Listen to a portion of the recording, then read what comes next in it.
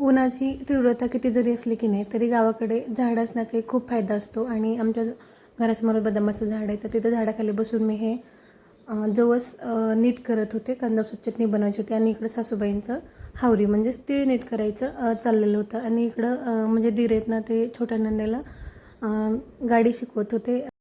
एखादी गोष्ट की नाही मनावर घेतली आणि शिकायचंच ठरवलं तर कोणतीही गोष्ट पॉसिबल आहे, पण त्यासाठी थोडा कॉन्फिडन्स हवा. आणि त्या तसा प्रयत्न करत होते. आणि इकडे पिल्लू की नाही आत तुला गाडी येत होती म्हणून आनंदाने उड्या मारत होतो आणि आम्हीसुद्धा सगळेजण हसत होतो. तर आज दुपारी काम होतं हरभऱ्याची डाळ निवडण्याचं, त्यातले डोळ काढायचे होते. सो आज दुपारी ते सुद्धा मी काम करून घेतलं. आणि संध्याकाळी दिवसभर उष्णता असली तर संध्याकाळी वातावरण खूप छान झालं होतं.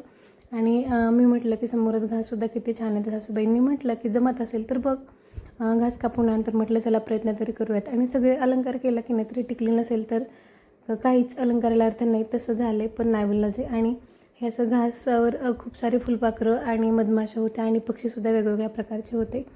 तर चला, असा होता आजचा दिवस. भेटू आपण पुढच्या नेक्स्ट ब्लॉगमध्ये. तोपर्यंत बाय.